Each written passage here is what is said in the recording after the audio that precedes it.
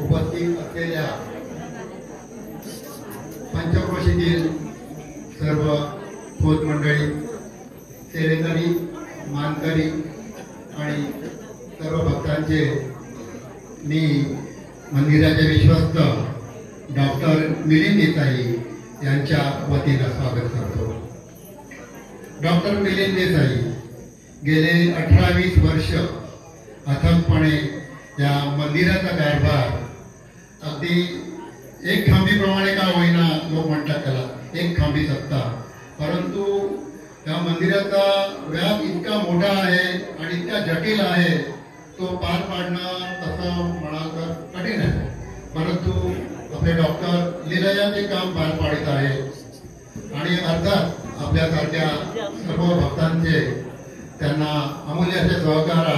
सहकार्य आहे। त्यामुळे त्यांना एक नवीन नवीन योजना आणणं, नवीन नवीन प्रकल्प हाती घेणं आणि ते पुढे नेणं, ते यशस्वी करणं हे शक्य होतं केवळ आणि केवळ तुम्हा सगळ्या भक्तजनांमुळे, त्यांच्या सहकार्यांमुळे होत आहे। आता मी 2च उदाहरण देईन, कारण त्याचे अनेक उदाहरण आहेत। डॉक्टरमध्ये सांगायला गेलं तर मला वाटतं 5 दिवस हे पूर्ण आहे, परंतु मी 2च उदाहरण देईन। डॉक्टरांच्या कारकिर्दीत त्यांच्या सक्षम कार्यात जी 2 कामं मोठी झाली ती एक म्हणजे आपल्या देवळावर झळकत असलेला सुवर्ण कलश आणि गेले 75 वर्ष उभी असलेली जुनी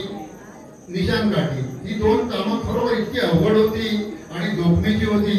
परंतु डॉक्टरांनी अक्षरशः लिलया ती कामं पार पाडलेली आहेत, पुढे नेलेली आहेत आणि त्या दोन्ही कामाचा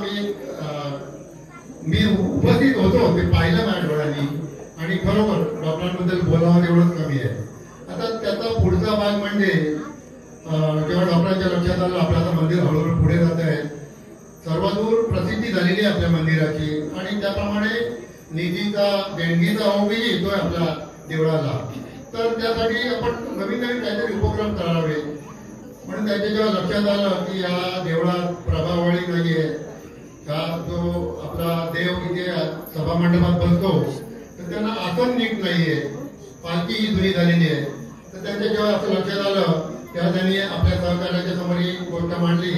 की आपण ह्या वस्तू सुद्धा आपण त्या वस्तूला पण चांदीची झळाळी देऊया आणि त्यांनी नुसतं आवाहन केलं 1-2 वर्षापूर्वी की आपल्याला असा कार्यक्रम करायचा, असा उपक्रम करायचा आहे, परंतु खरोखर तुम्ही भक्त मंडळींनी इतकं उत्स्फूर्तपणे त्यांच्या गोष्टीला सहकार्य केलं, उचलून धरली। बघता बघता त्यांना जी अपेक्षित असलेली जी चांदी होती जवळपास 51 किलो चांदी ती त्यांनी खरं म्हणजे त्या उद्दिष्ट ठेवलं होतं 2027 सालापर्यंत आपण ह्या गोष्टी करायच्या आहेत, कारण चांदी जमवणं हे फार जिकिरीचं काम होतं, सोपं नव्हतं,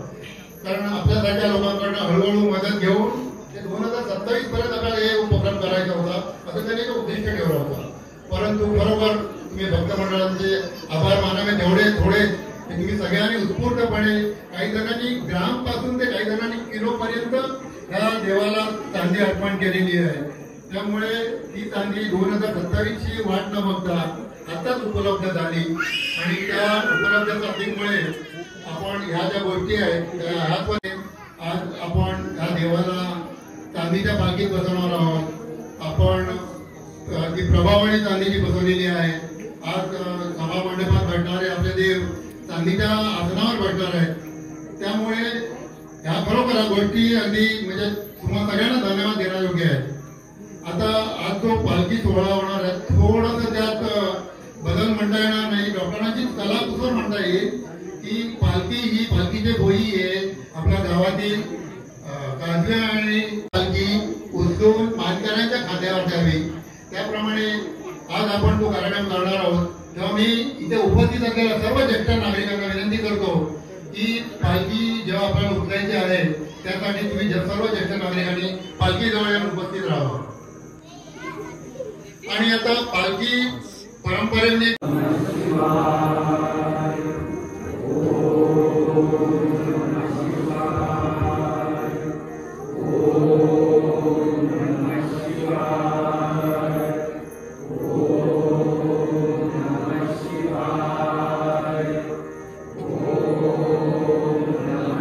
Shiva.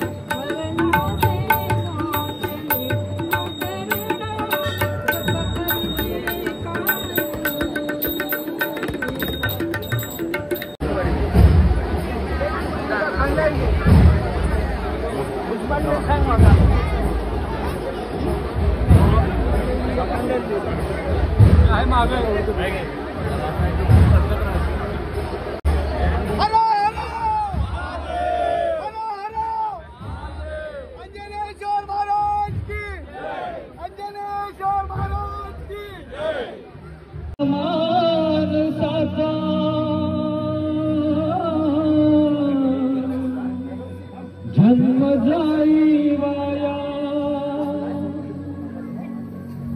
हे देवा दिली हात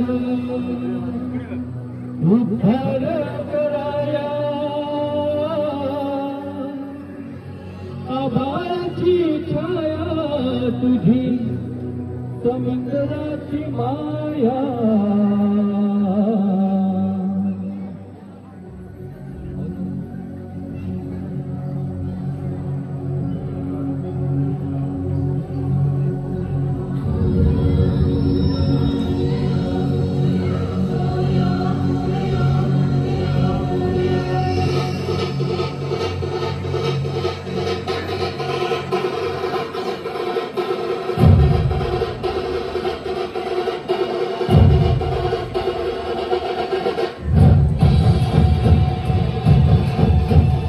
मोरया मोरया मोरया हे देवा तुझ्या दारी आलो गुणगान गाया तुझ्या नामान साचा जन्म जाई वाया हे देवा दिली हाक उद्धार कराया आभाळाची छाया तुझी समुद्राची माया मोरया मोरया मोरया मोरया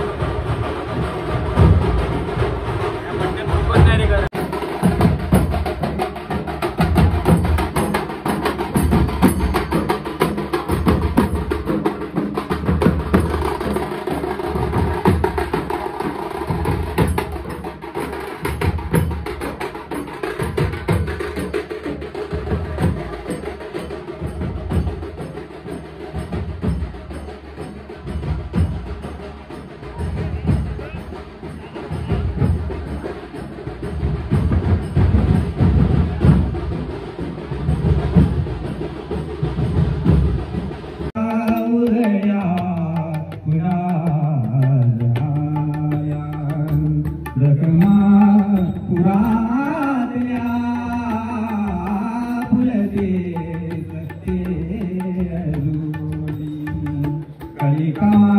मनात या उदया